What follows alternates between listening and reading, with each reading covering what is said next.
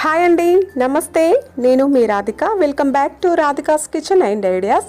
ఈరోజు మన వీడియోలో కొబ్బరితో లడ్డు ఎలా ప్రిపేర్ చేసుకోవాలో టేస్టీగా చూపిస్తున్నానండి. ఇది చాలా ఈజీగా మనం ప్రిపేర్ చేసుకోవచ్చు అండ్ చాలా టేస్టీగా ఉంటుంది. పిల్లలైతే దీనిని చాలా ఇష్టంగా తినేస్తారు ఫ్రెండ్స్. ఇక ఆలస్యం చేయకుండా దీనిని ఎలా ప్రిపేర్ చేసుకోవాలో చూసేద్దాం. ముందుగా ఇలా పచ్చి కొబ్బరి తీసుకోండి. ఒక కొబ్బరి అయితే సరిపోతుంది.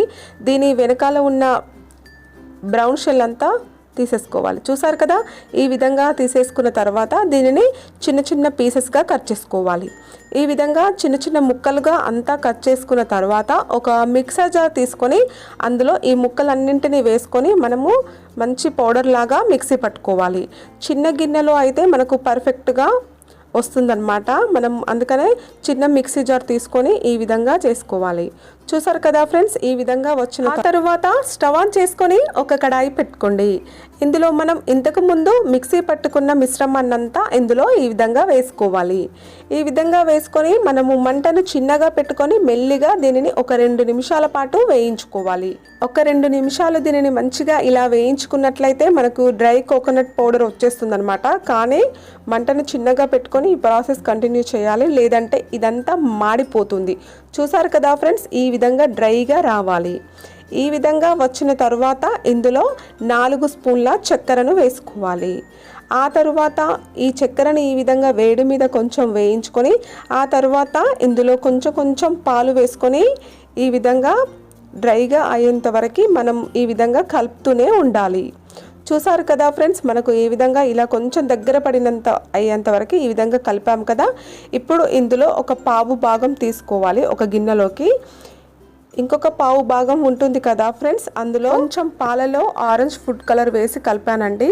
ఈ విధంగా ఇందులో వేసుకొని ఆరెంజ్ ఫుడ్ కలర్ ఇందులో వేసుకున్న తర్వాత దీనినంతా ఈ విధంగా మొత్తం కలిసేంత వరకు కలుపుకోవాలి. చూసారు కదా, ఈ విధంగా కలిసిన తర్వాత 1 నిమిషం పాటు ఇందులో వేయించుకొని ఆ తర్వాత స్టవ్ ఆఫ్ చేసుకొని ఇది మొత్తం చల్లారనివ్వాలి. ఇది చల్లారిన తర్వాత ఇలా నెయ్యిని పక్కన పెట్టుకోవాలి. నెయ్యిని కొంచెం చేతికి ఈ విధంగా అంటించుకుంటూ మనం బాల్స్ని చిన్న ఉండలుగా చుట్టుకోవాలండి. ఈ విధంగా చిన్నగా మనం తీసుకున్న మిశ్రమాన్నంతా చిన్న ఉండలుగా ఈ విధంగా చుట్టుకున్న తర్వాత మనకు ఆరెంజ్ ఫుడ్ కలర్ వేసుకున్న మిశ్రమం ఉంది కదా ఫ్రెండ్స్, దీనికంటే కొంచెం పెద్దగా తీసుకోవాలన్నమాట. ఈ విధంగా కొంచెం పెద్దగా తీసుకొని దీనిని అరచేతిలో ఈ విధంగా పెట్టుకొని ఈ విధంగా చేతిలో పెట్టుకొని ఒకసారి ఇలా ప్రెస్ చేయండి. ఇలా ప్రెస్ చేస్తే మనకి ఏంటంటే మిడిల్లో ఇంకొక బాల్ పెట్టుకొని ఈ విధంగా క్లోజ్ చేసుకోవాలి. చూస్తున్నారు కదా ఫ్రెండ్స్, ఇవైతే తింటే చాలా టేస్టీగా ఉంటాయండి. మనం నెయ్యితో ఈ విధంగా చేసుకుంటున్నాం కాబట్టి చాలా టేస్టీగా ఉంటాయి. ఒకసారి ట్రై చేయండి. ఈ విధంగా మెల్లిగా క్లోజ్ చేయాలి. ఈ విధంగా అన్నింటినీ ఇలానే చేసుకోవాలి. చూసారు కదా ఫ్రెండ్స్, ఎంత ఈజీగా మనం చేసేసుకున్నామో.